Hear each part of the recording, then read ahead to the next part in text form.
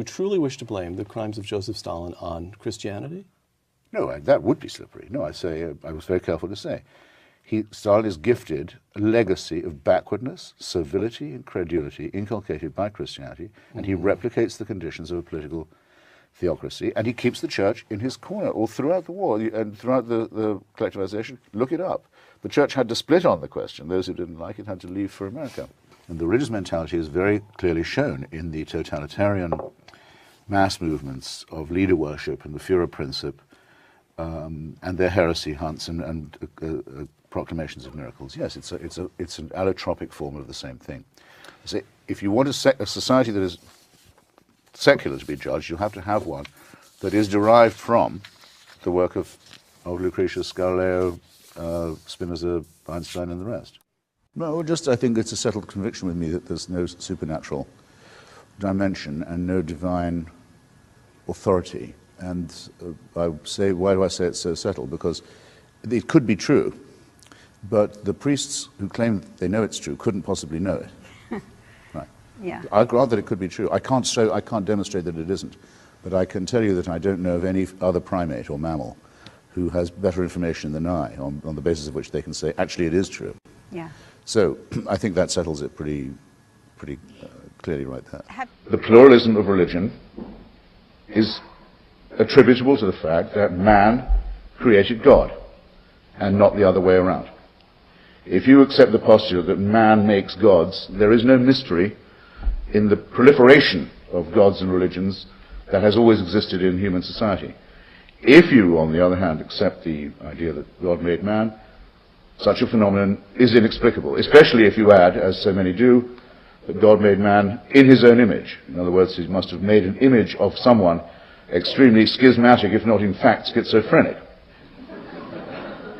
The only ones in this argument, therefore, who have to be wrong, who must be wrong, for whom there's no help and no excuse, are those humans, mammals, fellow mammals like ourselves, made of the same errant and torpid and sinful flesh as ourselves, who claim that they do know the mind of God and his intentions and indeed his minute instructions on private and public behavior. Only those who affirm this must be, by definition, ab initio, mistaken. And if I was a religious person and I heard someone, or a spiritual person, and I appear not to have the gene that is required for this, and I heard someone talk in this way, I would in that instant recognize profanity and blasphemy. No fellow mammal, no one who I know is at least made in the same image as I am, I know myself reasonably well, is going to tell me he knows what God's will is. That must be profane even to the spiritual and the religious. It is certainly very deeply offensive to the active rationalist mind because of its arrogance, no less than because of its impossibility. If Christopher Hitchens does not believe in God, reviewers have asked, then where does he get his sense of right and wrong?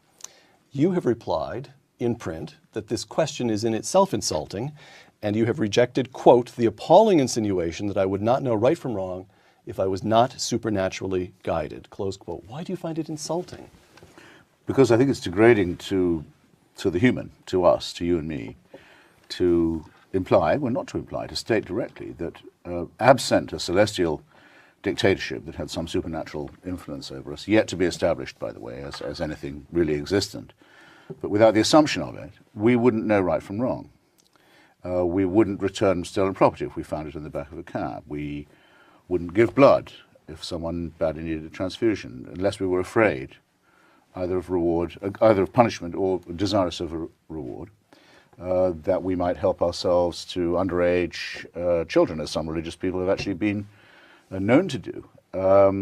Because after all, what's stopping us? Now, you could tell me if you wanted that you would do all those things if you weren't God-fearing, but I would choose not to believe you. I have more respect for you, if not for your opinions, than that. By the way, I think some people who say this may fear it to be true of themselves. I mean, some people who are psycho or sociopathic may conceivably have the view that only superstition restrains them from cruelty, theft, rapine, violence, utter selfishness and so forth. But I don't believe it's true, first. I think our knowledge of the right and wrong is innate in us. Religion gets its morality from humans. We know that we can't get along if we permit perjury, theft, murder, rape. All societies at all times, well before the advent of monotheism certainly, have forbidden it.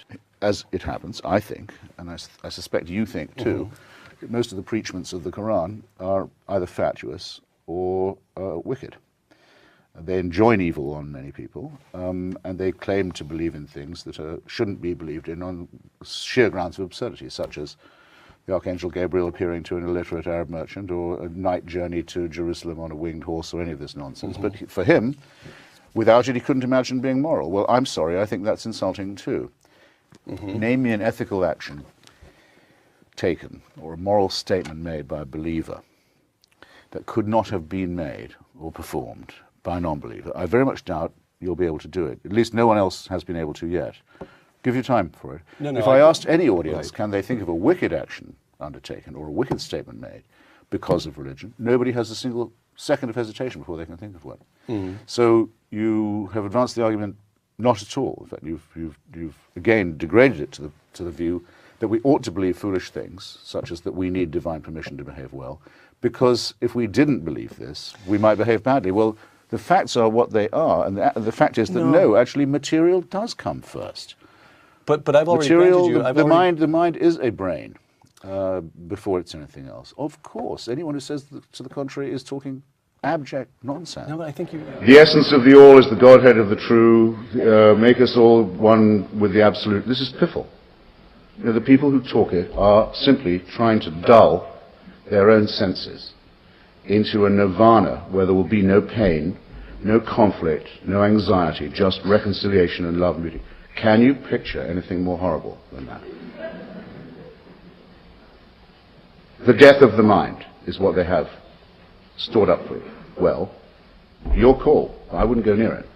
But I'm much more outraged currently by what happened not 3 decades ago, but 3 weeks ago to Miss Fawzia Youssef, a Yemeni girl who died in childbirth in a hospital in Yemen, hemorrhaging to death, trying to give birth to an already dead baby, the result of her having been married, compulsorily but legally, at the age of 11.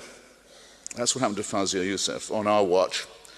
She died in childbirth, trying to give birth to a dead baby. Husband 3 times her age, who was legally married to her.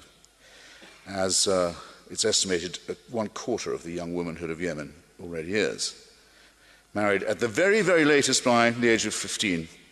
And though there have been moves in the Yemeni parliament to raise the age at which a young lady may be betrothed, these moves have been blocked, even as recently as last September after this outrage, by a political party, which I will not tell you the name of this political party, but it is not the Yemeni Secular Party.